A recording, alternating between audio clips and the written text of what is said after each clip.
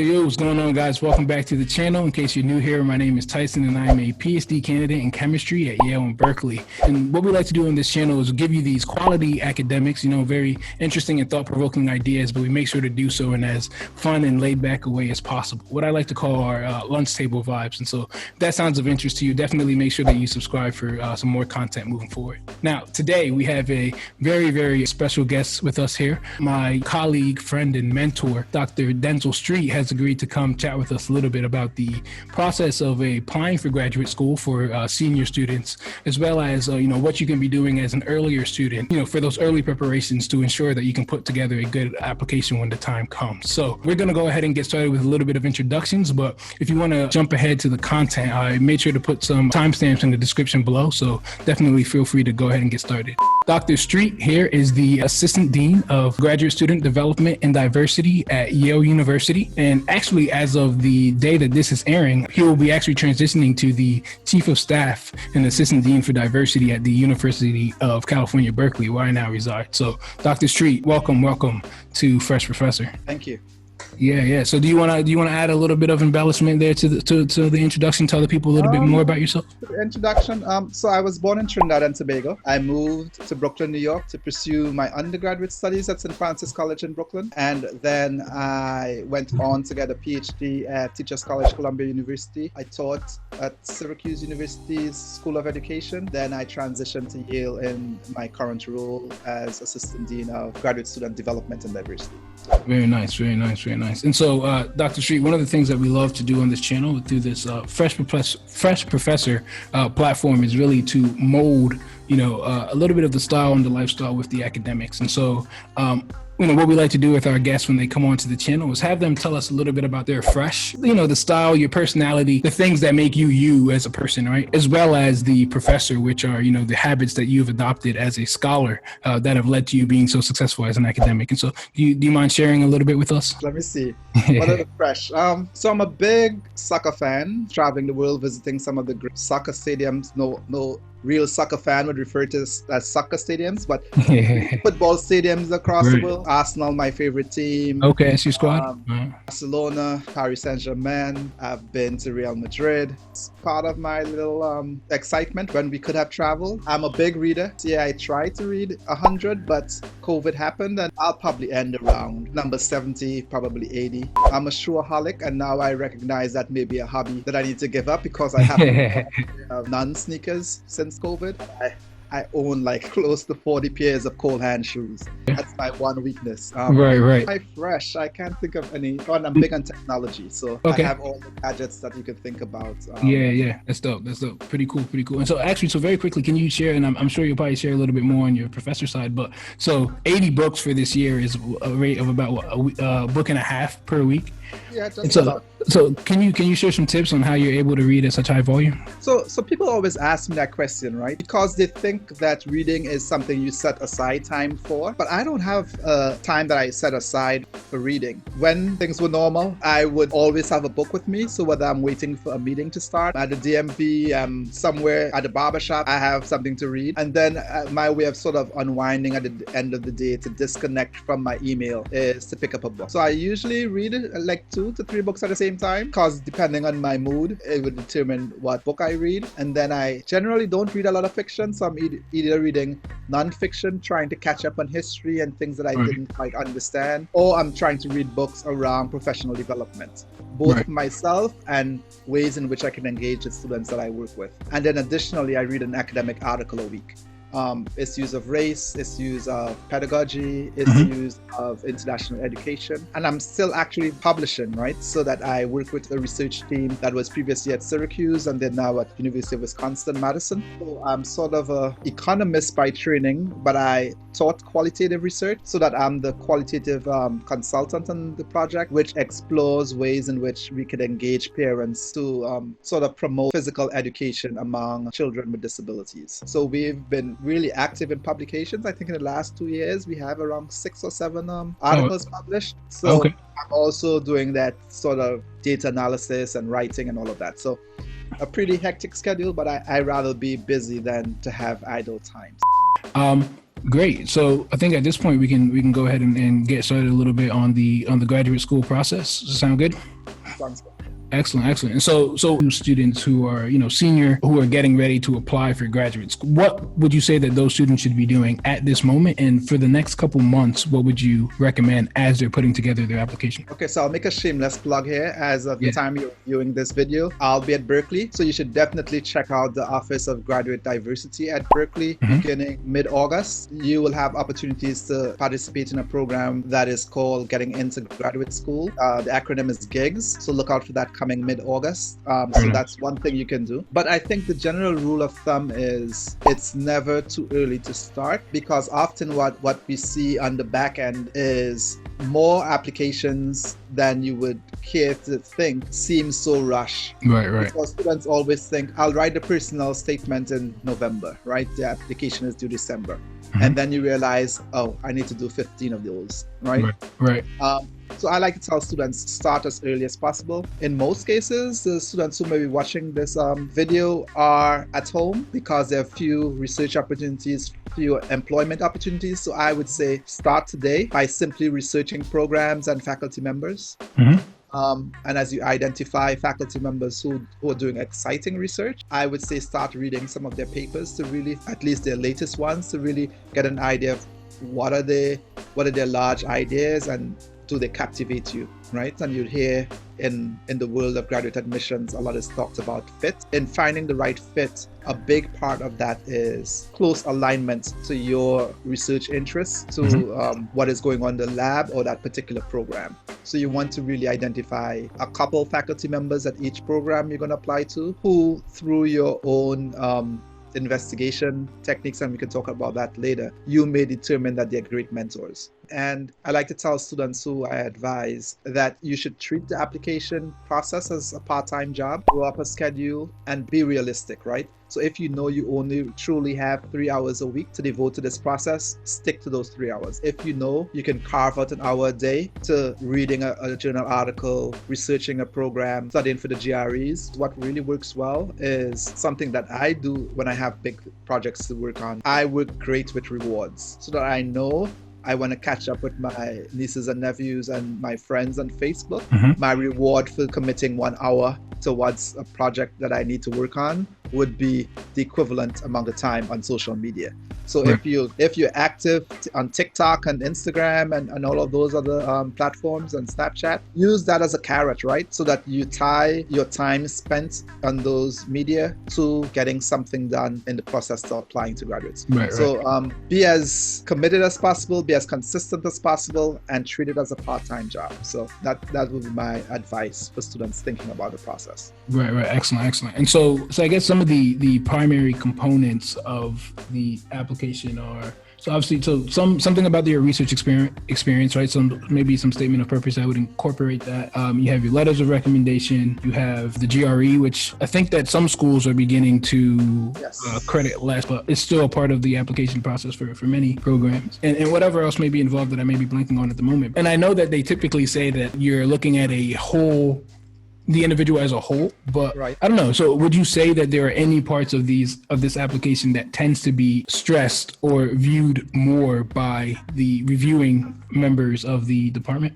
So it all depends on the particular department and the culture there. But I like to tell students the 3 things to focus on really are the personal statement, letters of recommendation, and think very strategically and intentionally about how do you communicate the skills and what is unique about your interest and your project to that department you're applying to.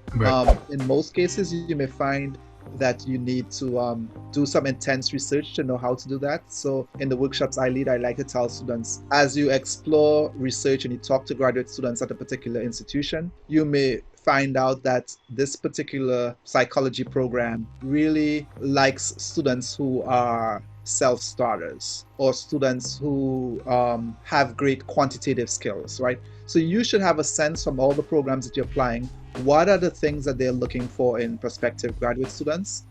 And once you have that information, you should then internalize that and sort of repurpose that information into what signals can I send in my materials that would provide that program with those unique things that I know they're looking for. So in a case where, let's say, you're applying to a psychology program that you know they want students coming in with great quantitative skills, or you're applying to an economics program and you know it's very quantitative based so that your math skills need to be really superior. In all your documents, you want to highlight your either research experiences, your coursework, or your experience around quantitative measures, right? So that once you get a sense from graduate students or talking to faculty, what a great question to always ask is, what type of students really thrive in your programs? Your job in the application is to really think about, how could I send those signals from my own unique experience that would let them know that I'm the type of student that they're looking for. One of the fears that fear may be a strong word, but one of the sort of apprehension that faculty members typically have is, to what extent would this student be able to orient themselves quickly to what's happening in the lab or what's happening on my research project and just grab the ball and go. Faculty really don't have the time or the resources in most cases that you can leverage those to take your project and their project forward.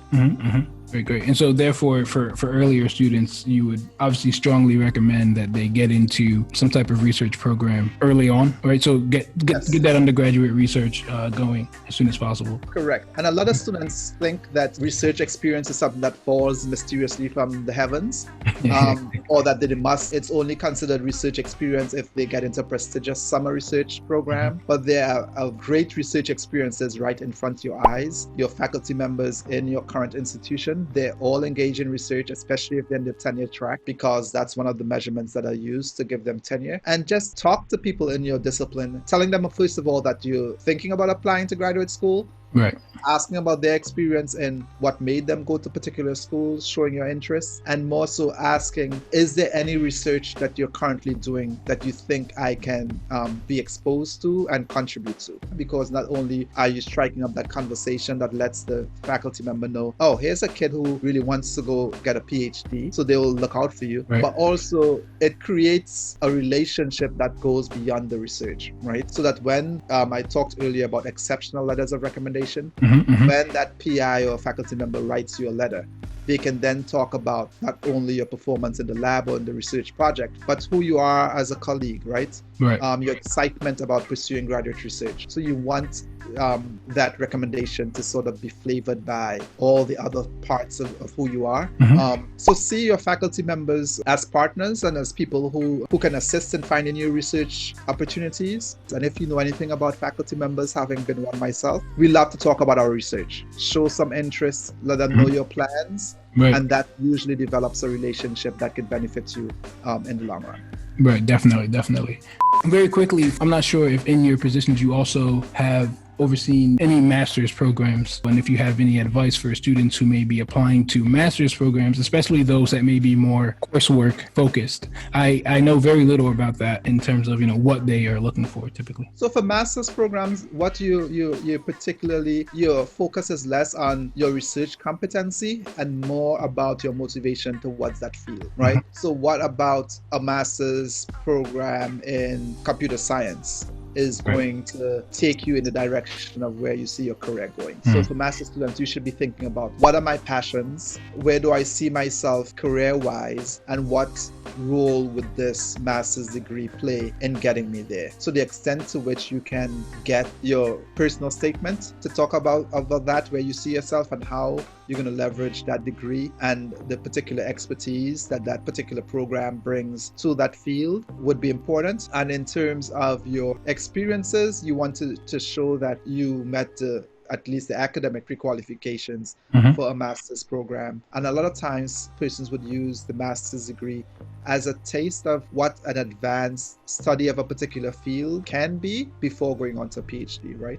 In some cases, people use the master's degree as sort of that turning point in their career, whereas you may have, let's say, an undergraduate degree in sociology, but you see yourself as being a criminologist or something that's not directly related, you would want to see how you can leverage your introduction. Usually what happens is a student would take a class in their junior or senior year that really transforms their life in terms of their passions. And they realize, oh, I want to be this thing, but I don't have the academic coursework to get there. So they use the master's degree as that sort of pivot point to gain some competency around that particular subject area. The coursework may not necessarily always relate, but you should find some way to connect your undergraduate academic experiences to the career outcome that you want, and what about those experiences can be leveraged in the master's program. So it may be the fact that you're doing a master's degree in economics, you've done very little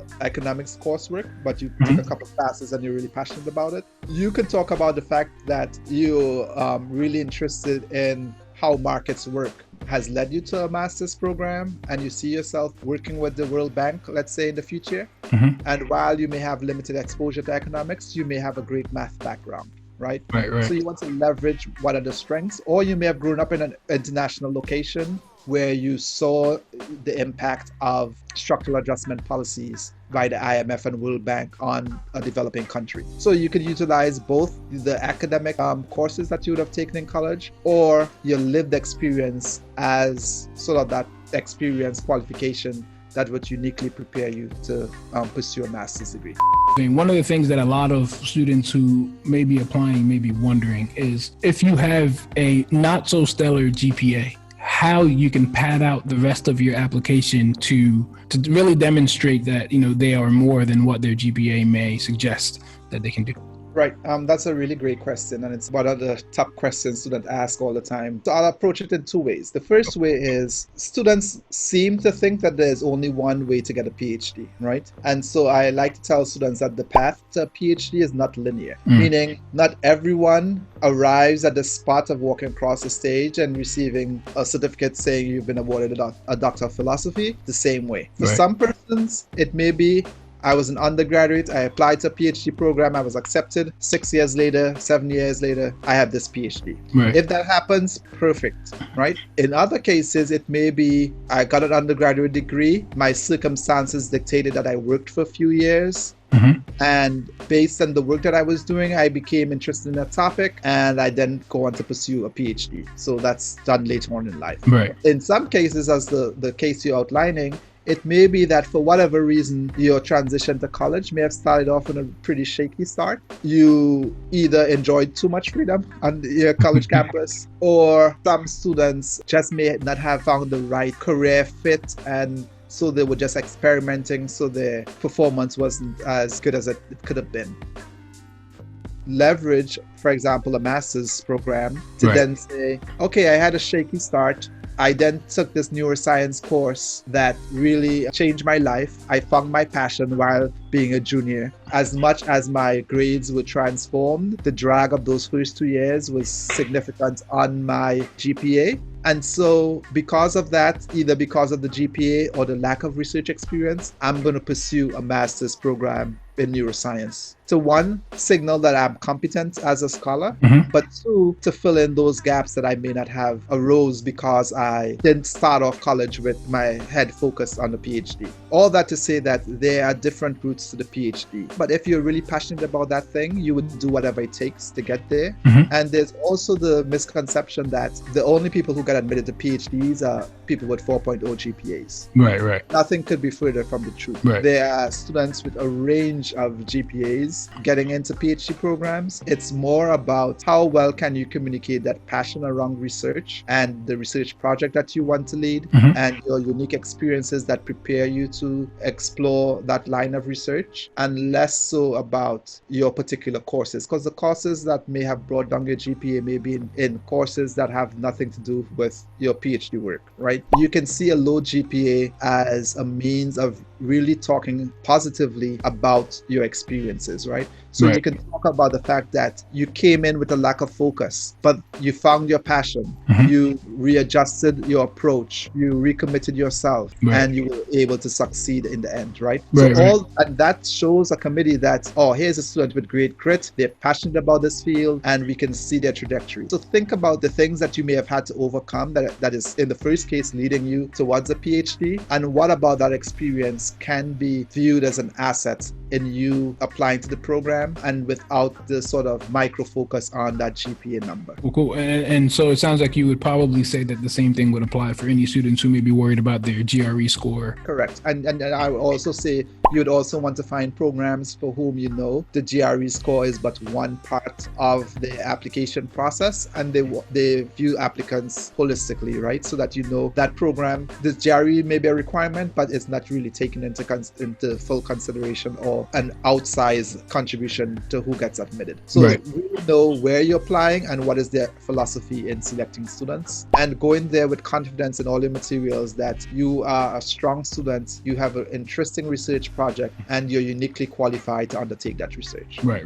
That sounds great. That sounds perfect. And so it's kind of as a final question here. So let's assume that there's someone who's a high school student now who's watching this. Since they have the privilege of hearing this information so early on, if you were to say the ideal PhD candidate who got to start early, what would you think about that? So both for students in college and possibly in high school, I would say something that has worked for me, even up to today, is find examples of people who are currently where you see yourself in the future. Mm-hmm. So if you see yourself as a PhD student 5 years from now, find yourself someone who's currently a PhD student and ask as many questions as possible. Right. If you see yourself as a faculty member in chemistry 10 years into the future, find a junior faculty member in chemistry at your institution or online. Mm-hmm. And sort of, in the age of the internet, faculty members' CV are really public. You can see what are the experiences that they've had that allow them to be this rock star in chemistry, for example. Right. And you try to model your trajectory after them. Mm-hmm. To the extent that you can talk to those people, you want to talk to them and find out what were you thinking when you were in high school. Like, talk to me about what got you interested in chemistry, right? Right. Talk to me about how you were as a college student that you knew that you wanted to be a faculty member, right? And those experiences go a really long way in sort of setting up templates for yourself as to where you can go and how you'll get there. And even beyond the PhD, two things I collect in Evernote are, I always look at, okay, what's my next step and what are job offers requiring of people who are applying to those positions. So for example, if my next step were to be a chief diversity officer or vice president of a university, mm-hmm. I'll be on the hunt for job offers for those positions, not because I'm going to apply today, but I'm seeing from now what are the skills I would need in 5 years to be a suitable applicant to that position. Right. And likewise, I always have a fresh copy of my CV in Evernote. Mm-hmm. And the typing on your CV is in black as to what you've accomplished. I put in gray on my CV in like the gray font color. Yeah. The things in those categories that I think I would need to go to the next level. And my goal in my day-to-day activities is, how can I get budget experience? Right.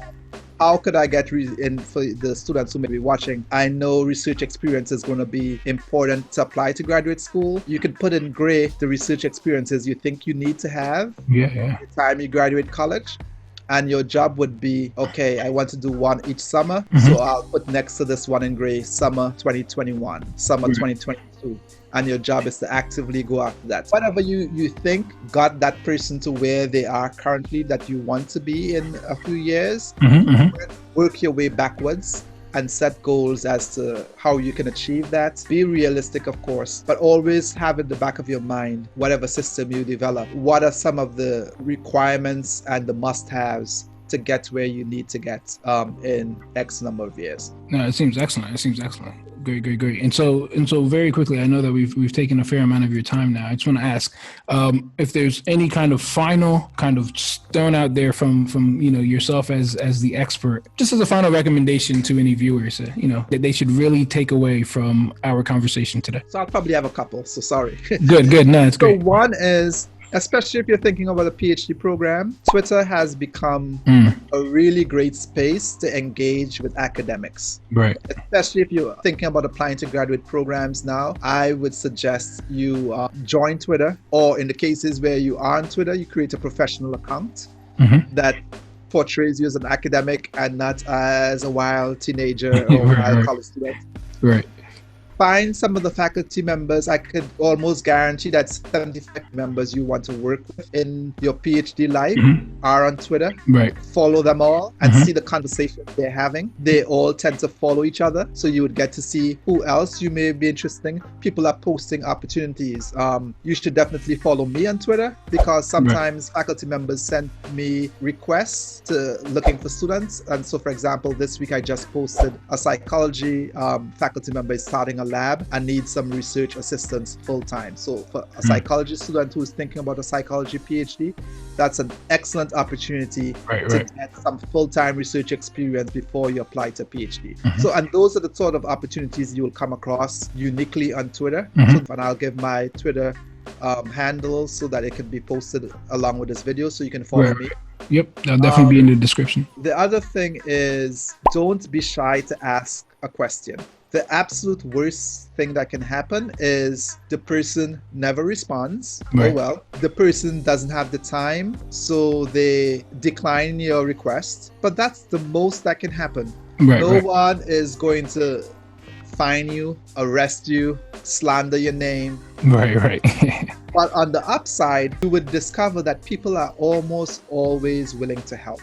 They're going to be willing to engage you and give you some advice. Same goes for graduate students. They are almost overlooked in the process, in that faculty members may respond to their emails from prospective students 75% of the time, but you may get a 95% response rate from a graduate student. Reach out to them. They're going to give you good advice. They're going to try to give you advice to avoid the mistakes that they've made. Ask the question. The most they can say is no, or get silence. But on the upside, you can get some life-saving advice. And in most cases, even when they don't respond to your email, there's a way in which you would see a name on an application, like, why does that name seem familiar? You search your email, and there it is, right? So I would say send the email. Always send emails asking for advice or asking questions that you can't find elsewhere, so that you're respecting that person's time and they're more likely to respond. But I would say almost always send that email, ask that question, and you would find out more often than not you'll be richly rewarded. Yeah. I mean, that's certainly one of the things that I did when I was applying to graduate school. I kind of sent for every faculty member that I was interested in at every school that I was applying to, I sent them an email talking very briefly about my research, how I feel that it applies to their research, just an introduction. That way that when they looked at the application, they could be like, oh yeah, I remember that guy. I really liked what he said to me, whatever, in our email exchange. You put something else to the name and to the numbers that are associated with your application. Yeah, that's great. Great. And so then, Dr. Streete, I just want to very quickly, again, thank you so much for taking the time out of your schedule to come chat with us here on Fresh Professor and share some of this inside information when it comes to applying to graduate school. Absolutely. Thank you so much for having me. And I look forward to emails and you guys checking out our website and being in contact. And, our goal is to walk alongside you. And whether you arrive at Berkeley or not, it's a win whether you get into any PhD program. So our job is to diversify graduate education as best as we can. Absolutely. And so guys, thank you so much for watching. Definitely make sure that you drop a like on this video to thank Dr. Streete for coming and chatting with us today. Keep in mind that the more engagement that we get on the videos and on the channel is the higher quality of guests that we'll be able to have. So, I was lucky to have Dr. Streete here because he's, I have a good relationship with him, but I'm not sure if I could afford him otherwise. And so definitely make sure that we can build up the channel so we can attract more people like him in the future. All right. So guys, thank you so much for watching. If you have any questions for Dr. Streete, his information will be in the description, and feel free to drop some questions in the comments below as well. All right. See you in the next one.